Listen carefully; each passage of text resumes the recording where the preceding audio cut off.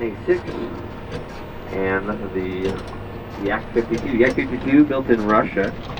Nanchang's are Chinese. The way you can tell the difference between the Nanchang and the Yak 52, the Nanchang has a bent wing and a straight tail.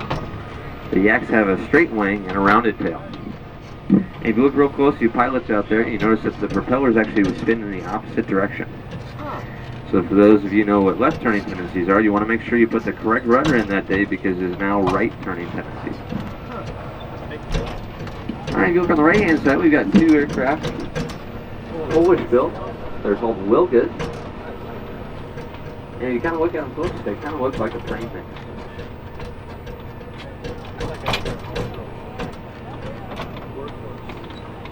Alright, coming up on this British aircraft on the right hand side.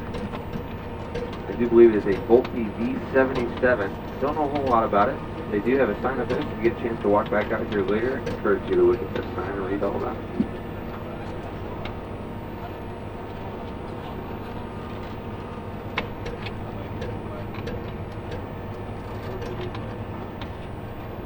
Alright, coming back up here on the BT-13, a couple more BT-13s. If you look on the tail, you see how it says 41-21826. You can look at that and it says 41, that is built in 1941. That's how they designate those, by the year and then which one it was off the assembly. Alright, the most common aircraft here in the Warbirds section is the North American T6. Different designations are the Harvard, which was Canadian built.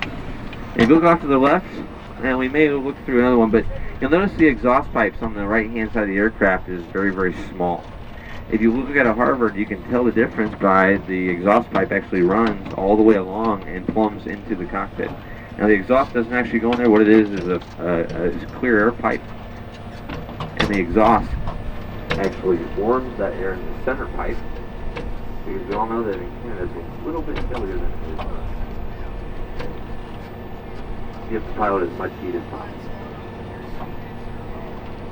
You can see these wheels are the same thing like the Yaks. They do spin the opposite direction of the propellers in. So the North American T6, also the SNJ, which is the Navy version. Same airplane. Pratt & Whitney R1340 on the front, 600 horsepower engine. Oil capacity of the aircraft is 10 gallons. For those of you that don't know a lot about round engines, we don't measure oil in quarts, we measure it in gallons. Talk to any fighter pilot from World War II or even current pilots that fly these things, they'll tell you they should have learned in a P-51 and learned to fly in a P-51 to fly a T-6. T-6 is actually a much harder aircraft to fly than the P-51. Part of it is the distance between the two main landing gears. Very short couple. Really easy to sit down. On the left hand side, we pointed out a PT-26 a little earlier, but a little more information about this aircraft. About 70% of this aircraft is wood. Even the wings are 100% wood, even the skin. So it's a mahogany plywood that's actually over the wings, and then over top of that they actually put fabric. 6-cylinder inverted engine, Ranger, 200 horsepower. And then again, a primary trainer. The horizontal stabilizer and the vertical stabilizer, again, all wood. The reason why they use fabric was to keep the weight down on these aircraft. Okay, on the left-hand side here, you see the Havilland Chipmunk.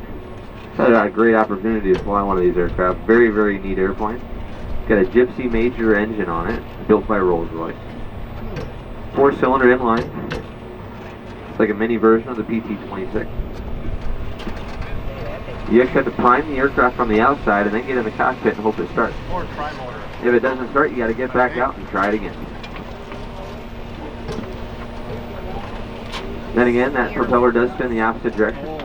So the Gypsy Major, it is nicknamed is the Dripsy Major because it drips so much oil. It consumes about 1.5 quarts of oil per hour. And that is normal. Alright, coming down the pt.17 Stearman row here, I'm going to point out the aircraft on the right hand side, the pt.2 Ryan, 5-cylinder Kinner radial engine that's on the front of that. And if you look where it's the gray on the propeller, that is not the little cap on the end is metal, but the other parts of that gray part is all wood. That's all one wood piece. Has very, very interesting stall characteristics. You got to keep your speed up. They have tendencies to do stall spin very easily. Alright, you notice the steering's on the left. Stock engine was a Continental, I believe it was a 220 or 225, I can't remember the exact number on it. You'll notice if you'll pay attention closely to any radial engine, they'll always have an odd number of cylinders, depending on how many rows it is, but odd number of cylinders. The reason why that is because the firing order on a radial engine has to skip a cylinder. So you got 1, 3, 5, 7. You can't go back to 1, you go 2, 4, 6. That's why radial engines have odd number of cylinders.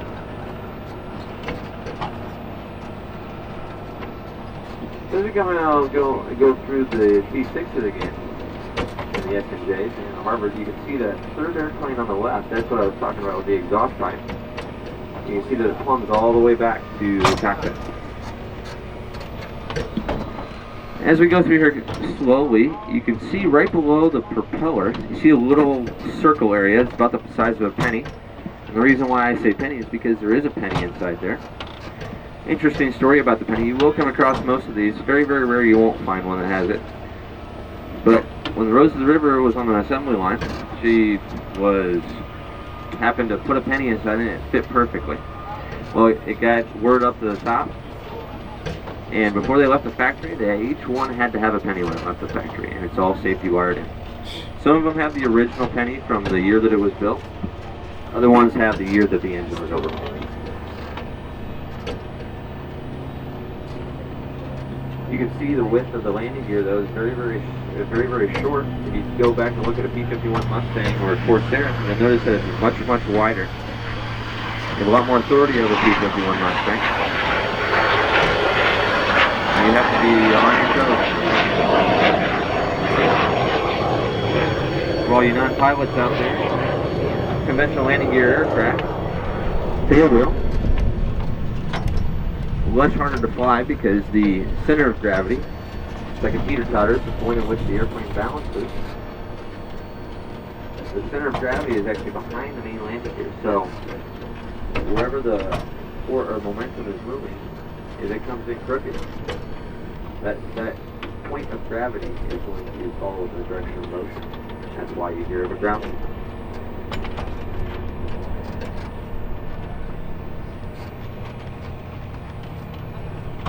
Alright, we're going to be coming up on a couple of military helicopters. I've been told numerous times what these are, and I keep on forgetting. I don't know my helicopters very well.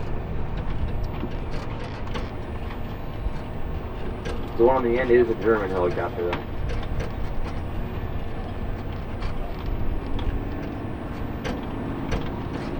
Coming up on the Douglas DC-3, and the one on the left, Virginia Ann, is the military version of C-47.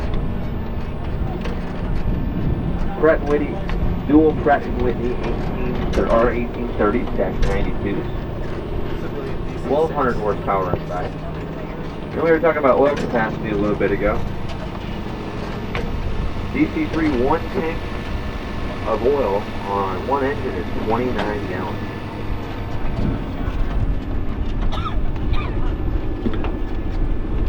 Cruise speed of a DC-3 is 130 knots, which equates to about 150 miles per hour. Very, very slow aircraft. 26,000 pounds is the maximum that it can handle. Holds 800 gallons of fuel and burns about 100 gallons an hour.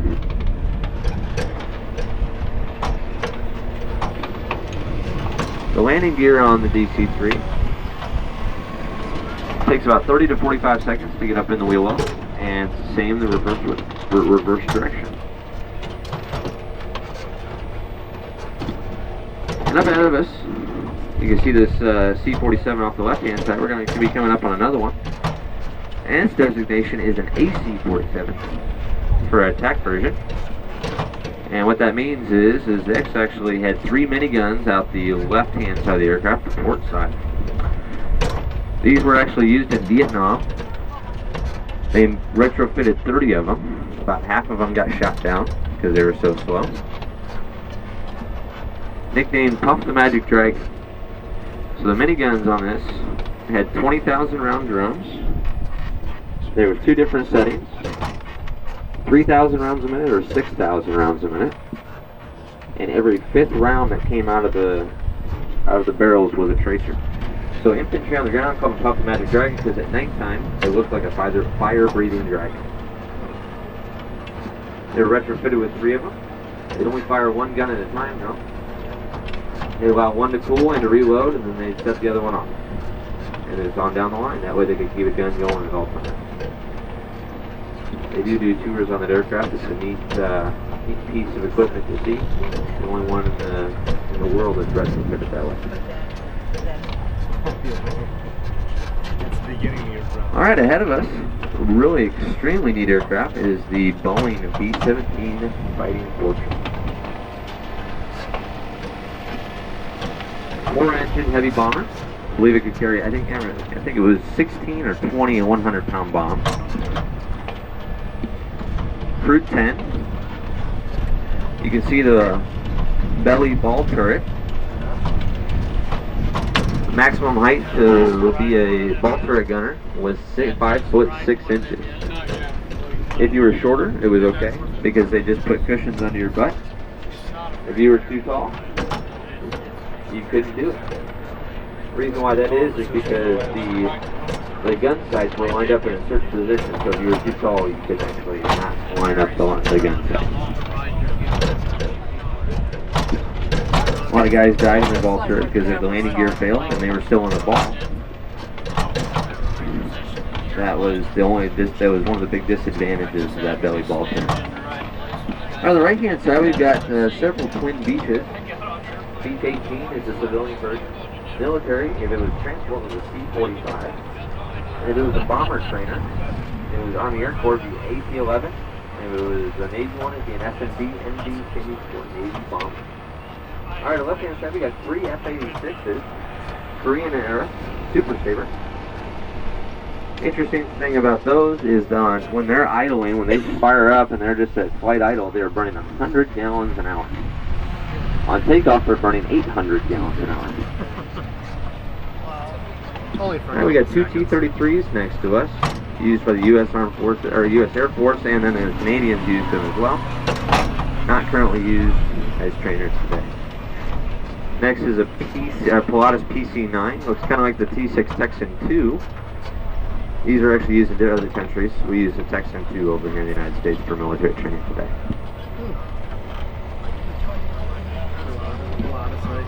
Coming up on the Marine aircraft, the gray and brown camouflage.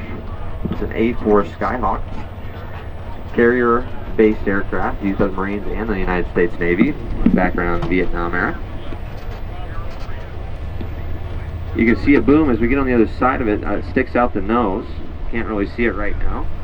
When we get on the other side, take a look at it. That's actually the aerial refueling port. So when they would actually get aerial refueling, that's where they would put the boom. You can see the tires are very skinny. The wings are very skinny. All thrust, no wings.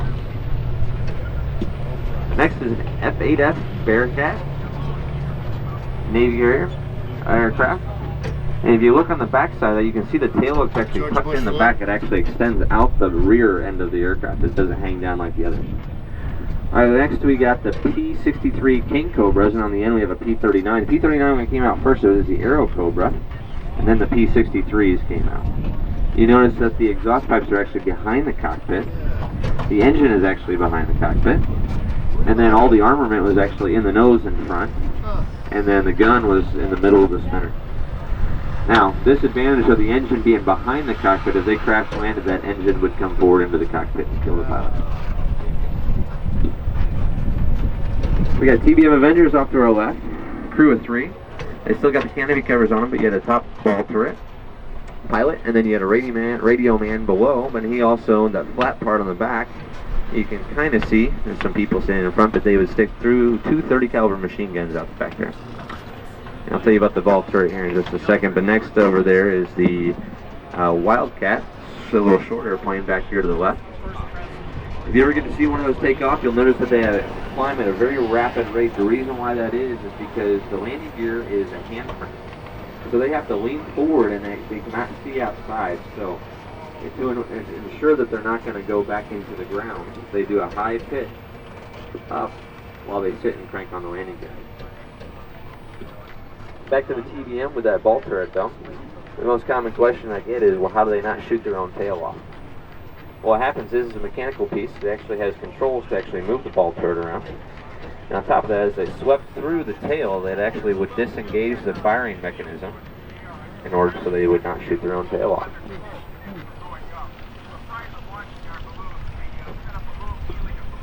Alright, coming up next is the Beechcraft trainer that they made. It's no longer used in the armed services today, but it's a T-34. For those of you who know, a Beechcraft Bonanza looks just like it. All they did was narrow the fuselage a little bit, slapped the canopy on top, and called it a T-34. Same engine, same landing gear, everything. And you can own one for $160,000. We're limited here at AirVenture because we've got a big lake just east of here. Like we fly Saturday morning at 6 a.m. on flight. If anybody's ever interested in purchasing a World War II aircraft or any type of warbird, courtesy aircraft, they've got their stand over here off to the right. They specialize in just warbirds. Off to the left here we can see the gift shop. We'll be dropping you all off today. And in front of the membership tent, we encourage you to go visit the gift shop. Got a lot of cool t-shirts. I'm sure there's some jewelry in there for the ladies as well. Can't leave Oshkosh without a souvenir.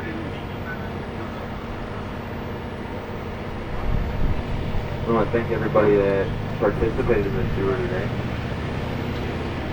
I enjoyed myself. I hope everybody did themselves.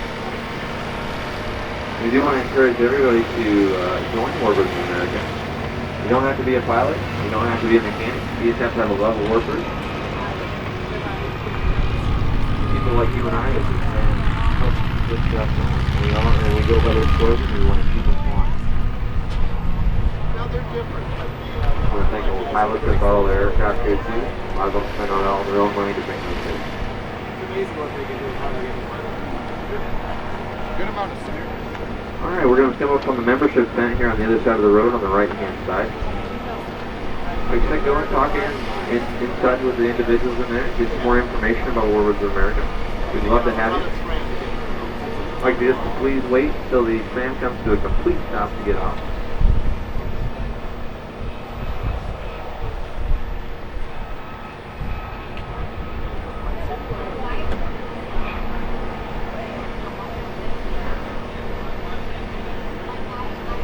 That's good right there. You can stop.